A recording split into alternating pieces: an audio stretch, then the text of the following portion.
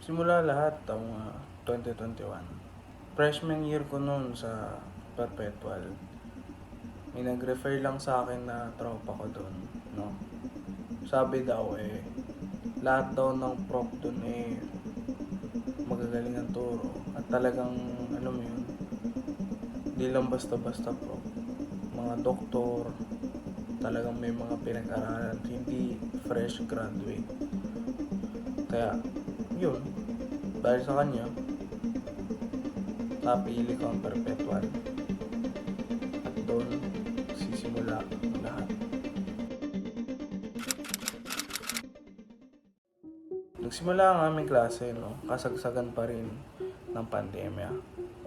Lahat ng klase namin noon ay online class. At dumating ang unang problema. Na-culture shock ako sa kung gaano ka-advance, ka-technical ang Perpetual. Gumagamit kami noon ng tinatawag na LMS o Learning Management System. Lahat ng lesson, assignment, quiz at activity ay lahat nasa isang online site. Kung gaano ka-technical ang Perpetual ay siya namang kabaligtaran ng dati kong eskwelahan noong ako'y senior high. Sa dati kong school ay modular lang ang gamit namin. Lahat sariling sikap, walang tulong ng kahit na anong teacher. Walang nagde-discuss sa'yo ng lesson, lahat ay sulat kamay. At yan ang mga dahilan kung bakit nahirapan ako nung first year ako. Bukod sa technical, nagulat din ako sa environment.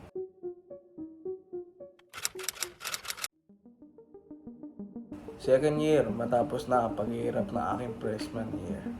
Ang klase naman namin noon ay hybrid classes, na kung saan may mga araw na face-to-face classes at meron din namang online classes. Hybrid. Medyo naka-adapt na ako sa mga online classes noon. Kaya masasabi ko na mas naging madali na lang para sa akin ang pag-aaral.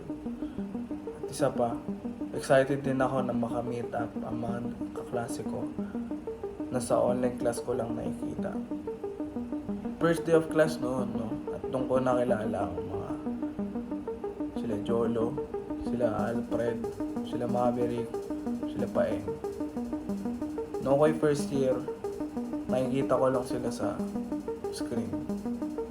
Kaya excited ako nung nakilala ko sila. Nakakita ko sila sa personal. Hey guys, hindi naman, napakarami namin. Si pare. Mga pare ko yan, pare.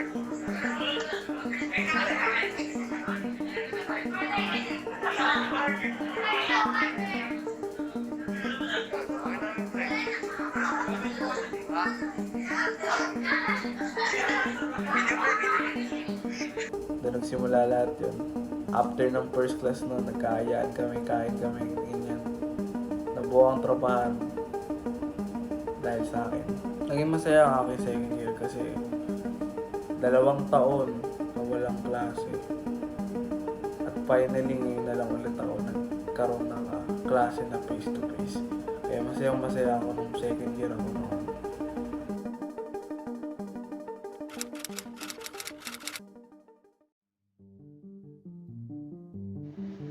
Third year ang isa sa mga pinakamasayang year.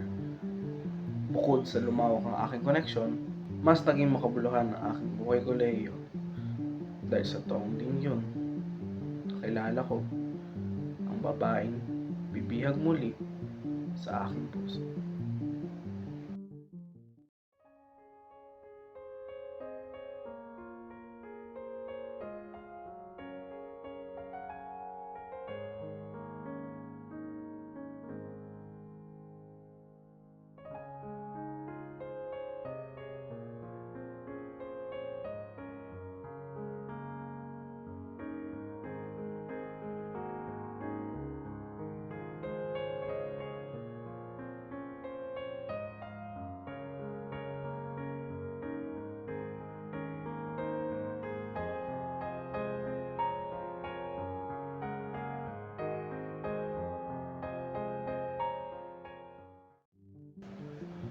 Kung ang second year ay puno ng excitement, ang third year naman ay may hahambing ko sa roller coaster. Puno ito ng ups and downs na kung saan masusubok ang iyong katatagan.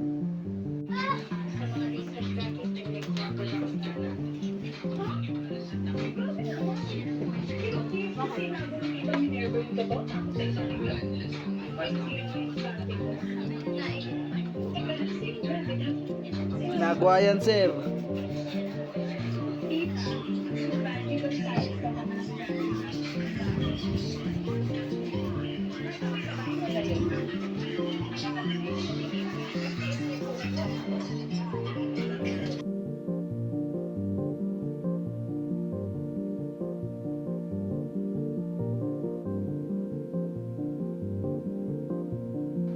Sila ang may tuturing ko na seasonal friendship. Nakakalungkot man isipin na hindi nagtagal ang aming friendship. Masaya naman ako dahil naging parte ako ng kanilang journey at malaki ang naging papel nila sa aking personal growth. Fourth year na ako ngayon at katatapos lang ng aming thesis. Marami na ako natutunan at mahaba-haba na rin ang aking journey. Medyo nakakalungkot man isipin na malapit na matapos ang journey ko dito sa Perpetual. Naaalala ko yung mga panahon na sobrang stress at minsan kulang na sa tulog. Natutunan ko rin ang mag-manage ng aking time at mag-work kahit under pressure. Sa aking paglisan, isa lang ang masasabi ko. Maraming salamat. Courtesy of our dearest Prof. Sir P.R. Marzo at sa napakahuhusay na Prof at faculty ng CIHM.